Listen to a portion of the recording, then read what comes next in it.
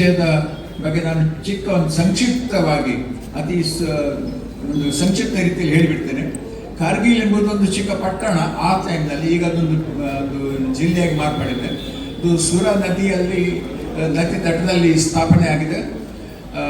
ಸುರ ಎಂಬುದು ಉಪನದಿ ಸಿಂಧೂ ಮಹಾನದಿಯ. ಮತ್ತು ಈ ಕಾರ್ಗಿಲ್ ಪಟ್ಟಣ ಇರುವುದು ಸರಿಸುಮಾರು 8,800 ಅಡಿ ಎತ್ತರದಲ್ಲಿ ಉಂಟು. ಇದು ಲೇ ಮತ್ತು ಶ್ರೀನಗರದ ನಡುವಿನಲ್ಲಿರುವ ನ್ಯಾಷನಲ್ ಹೈವೇ 1D ಸರಿ ನಡುವಿನಲ್ಲಿ ಉಂಟು. ಅಂತಾರಾಷ್ಟ್ರೀಯ ಗಡಿ ರೇಖೆಗೆ ತಾಗಿಕೊಂಡೇ ಉಂಟು. ಒಂದು 10-20 ಕಿಲೋಮೀಟರ್ ಒಳಗೆ ಉಂಟು, ಗಡಿಯ ಹತ್ತಿರ ಉಂಟು. ಈ ಯುದ್ಧ ಆದದ್ದು ಎಲ್ಲ ಅದೇ ಸ್ಥಳದಲ್ಲಿ. 1947 ನಮಗೆ ಸ್ವಾತಂತ್ರ್ಯ ಸಿಕ್ಕಿದ ನಂತರ 2 ವರ್ಷದ ನಂತರ ಈ ಭಾರತ ಪಾಕಿಸ್ತಾನದ ಗಡಿ ರೇಖೆಗಳನ್ನು ಗುರುತಿಸಲಾಗಿತ್ತು ಸರ್ ಸಿರಿಲ್ ರಾಟ್ಕ್ಲಿಫ್ನವರು. ಆ ಗಡಿ ರೇಖೆ ಗುರುತಾದ ಅಂದಿನಿಂದ ಈ ಕಾರ್ಗಿಲ್ನ ಉತ್ತರ ಭಾಗದಲ್ಲಿರುವ ಎಲ್ಲ ಗುಡ್ಡಗಳ ಪ್ರದೇಶ ಮತ್ತು ಸಿಯಾಚಿನ್ ಗ್ಲೇಷಿಯರ್ ಅಲ್ಲಿ ತನಕ ತುಂಬ ಘರ್ಷಣೆಗಳು ನಡೀತಾ ಇತ್ತು ಸದಾ. ಆದರೆ 1984ರಲ್ಲಿ ಭಾರತದ ಸೇನೆ ಆಪರೇಷನ್ ಮೇಘದೂತ ಎಂಬ ಕಾರ್ಯಾಚರಣೆಯಲ್ಲಿ ಅಲ್ಲಿ ನಮ್ಮ ಸೇನೆಗಳ ನೆಲೆಗಳನ್ನು ಶಾಶ್ವತವಾಗಿ ಸ್ಥಾಪಿಸಿಬಿಟ್ಟಿವೆ. ಸೊ 1984ರ ನಂತರ ಏಪ್ರಿಲ್ 13ಕ್ಕೆ ನಾವು ಅಲ್ಲಿ ಸ್ಥಾಪಿಸಿದ್ದು. ಅದರ ನಂತರ ಆ ಗುಡ್ಡಗಾಡು ಪ್ರದೇಶಗಳಲ್ಲಿ ನಮ್ಮ ಭಾರತೀಯ ಸೇನಾ ಪಡೆಗಳ ನೆಲೆಗಳು ಸ್ಥಾಪನೆ ಆಗಿದ್ದವು. 1987 ಮತ್ತು 89ರಲ್ಲಿ ಪಾಕಿಸ್ತಾನ 2 ಸಲ ಪ್ರಯತ್ನ ಮಾಡಿತ್ತು ಈ 2 ಅಲ್ಲಿರುವ ಎಲ್ಲ ಸ್ಥಾನಗಳನ್ನು ವಶಪಡಿಸಿಕೊಳ್ಳಿಕ್ಕೆ. ಆದರೆ ಅದು ಆಗಲಿಲ್ಲ, ಅದು ವಿಫಲವಾಯಿತು. ಹಾಗೆ 84ರಿಂದ 99 ಏನು ತಾಪತ್ರೆ ಇಲ್ಲದೆ ಅದು ತುಂಬ ಎತ್ತರವಾದ ಸ್ಥಳ. ಎವರೇಜ್ ಹೈಟು ಒಂದು 18,000 ಫೀಟು, ಸಿಯಾಚಿನ್ನಲ್ಲಿ 22,000 ಫೀಟ್ ಉಂಟು. ಚಳಿಗಾಲದಲ್ಲಿ ತಾಪಮಾನ ಸರಿಸುಮಾರು -50-54 ಡಿಗ್ರಿಗೆ ಹೋಗ್ತದೆ. ಸೊ ಚಳಿಗಾಲದಲ್ಲಿ ನಮ್ಮ ಸೇನೆ ಕೆಳಗೆ ಬರ್ತಿತ್ತು, ಸೆಕೆಗಾಲದಲ್ಲಿ ನಾವು ಮೇಲೆ ಹೋಗ್ತಿದ್ದೆವು. ಯಾಕಂದ್ರೆ ಚಳಿಗಾಲದಲ್ಲಿ ಅಲ್ಲಿ ನೋಡಿಕೊಳ್ಳಿಕ್ಕೆ ಲಾಜಿಸ್ಟಿಕ್ಸ್ ಪ್ರಾಬ್ಲಮ್ ಇತ್ತು.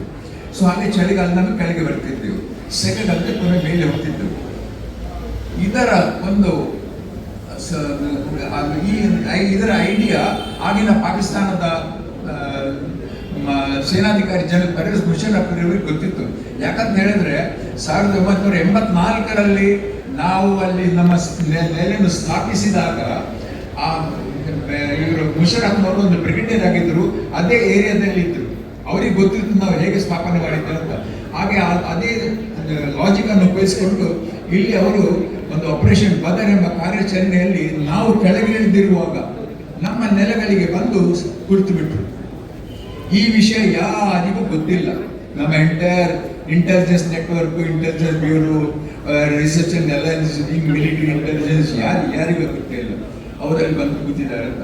3ನೇ ಮೈ 1999 ಮೈ ತಿಂಗಳ 3ನೇ ತಾರೀಕಿಗೆ ಅಲ್ಲಿ ಒಂದು 15 ಕಿಲೋಮೀಟರ್ ಉತ್ತರದಲ್ಲಿ ಉತ್ತರದಲ್ಲಿ ಒಂದು ಹಳ್ಳಿ ಉಂಟು, ಅಬ್ದುರ್ಮಾನ್ ಅಂತ.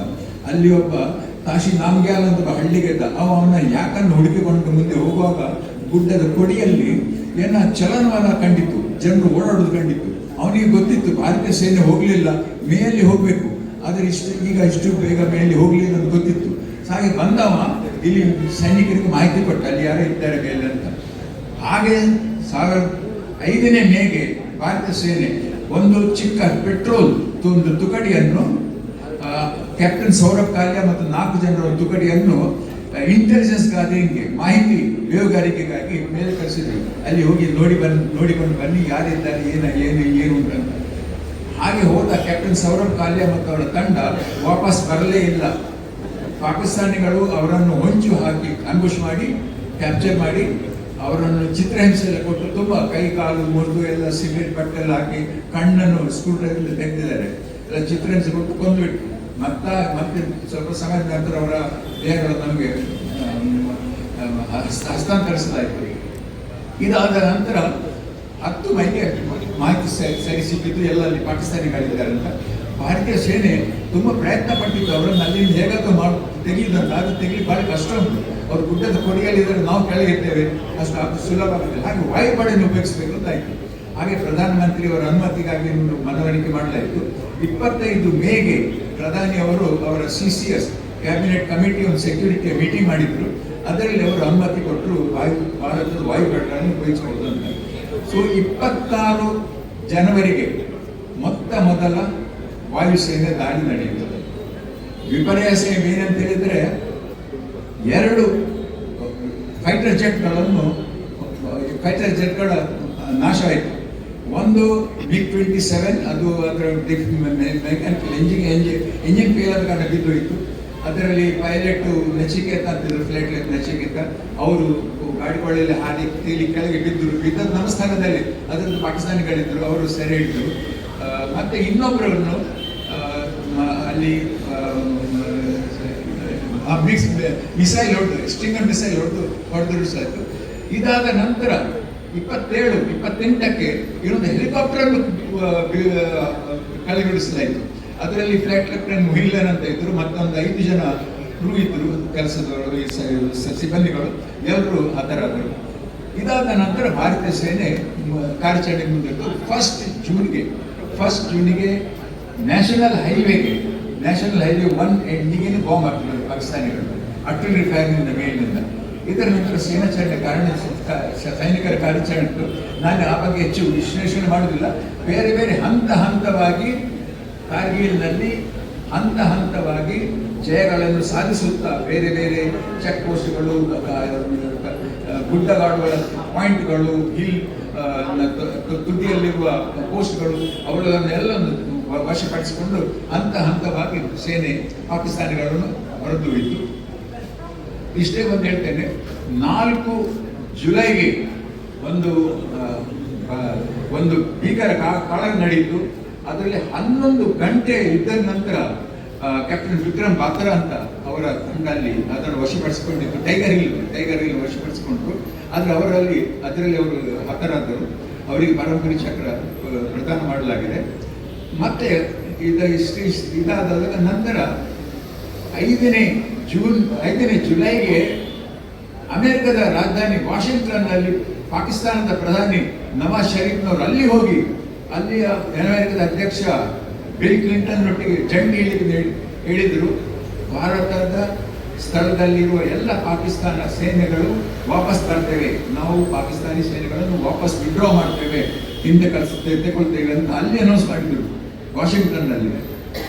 ಆದರೂ ಅವರು ಅನೌನ್ಸ್ ಮಾಡಿದ 5 ತಾರೀಕಿಗೆ ಪಾಕಿಸ್ತಾನಿಗಳು ಹಿಂದೆ ಹೋಗಲಿಲ್ಲ. ಪಾಕಿಸ್ತಾನ ವಿಡ್ರಾ ಮಾಡಲಿಕ್ಕೆ ಶುರು ಮಾಡಿದ್ದು 11 ಜುಲೈಗೆ. 14 ಜುಲೈಗೆ ನಮ್ಮ ಪ್ರಧಾನಮಂತ್ರಿಯವರು ಒಂದು ದೇಶದಲ್ಲಿ ಪ್ರಕಟಣೆ ಕೊಟ್ಟರು, ಆಪರೇಷನ್ ವಿಜಯ್ ಸಕ್ಸಸ್ ಆಗಿದೆ, ಎಲ್ಲ ಕಾರ್ಯಾಚರಣೆ ಮುಗಿದಿದೆ ಅಂತ. ಆದರೆ ತದನಂತರ ನೋಡುವಾಗ ಮತ್ತು ಪಾಕಿಸ್ತಾನಿಗಳು ಅಲ್ಲಿ ಚಿಕ್ಕ ಪೋಸ್ಟ್ಗಳಿತ್ತು. ಹಾಗೆ ಜುಲೈ 14ರ ನಂತರವೂ ಯುದ್ಧವನ್ನು ಮುಂದುವರಿಸ್ತಾ ಇತ್ತು. ಪಾಕಿಸ್ತಾನದ ಕೊನೆಯ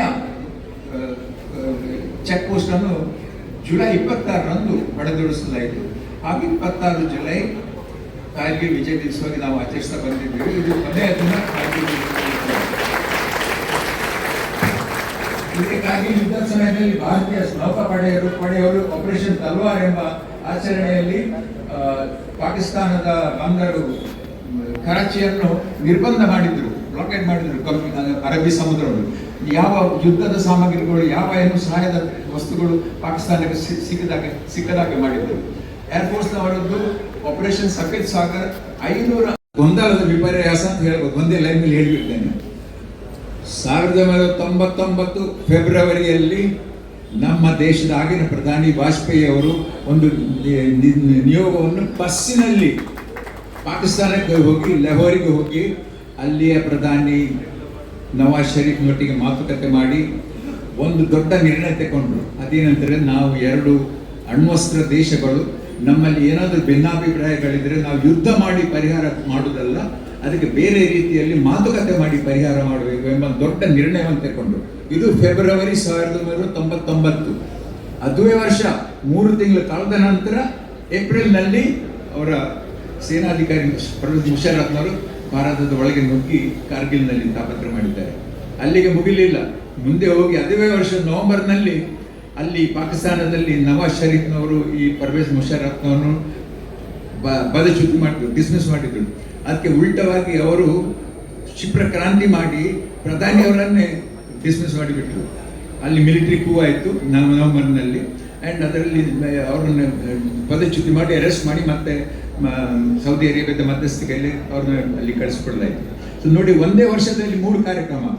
ಭಾರತದ ನಿಯೋಗ ಪ್ರಧಾನಿಯವರು ಹೋದದ್ದು ಪಾಕಿಸ್ತಾನಕ್ಕೆ ಫೆಬ್ರವರಿಯಲ್ಲಿ, 3 ತಿಂಗಳ ನಂತರ ಅವರು ಬಂದದ್ದು, ಮತ್ತೆ 3 ತಿಂಗಳ ನಂತರ ಇನ್ನು ಅಲ್ಲಿ ಗಡಿಬಿಡಿ. ಇದು ಅಲ್ಲಿ ಪಾಕಿಸ್ತಾನದ ಇದು ರಾಜಕೀಯ ಗೊಂದಲದ ಒಂದು ವಿಶೇಷತೆ. ಇಷ್ಟು ಹೇಳಿ ನಾನು 2 ಮಾತು ಮುಗಿಸ್ತೇನೆ. ಧನ್ಯವಾದ.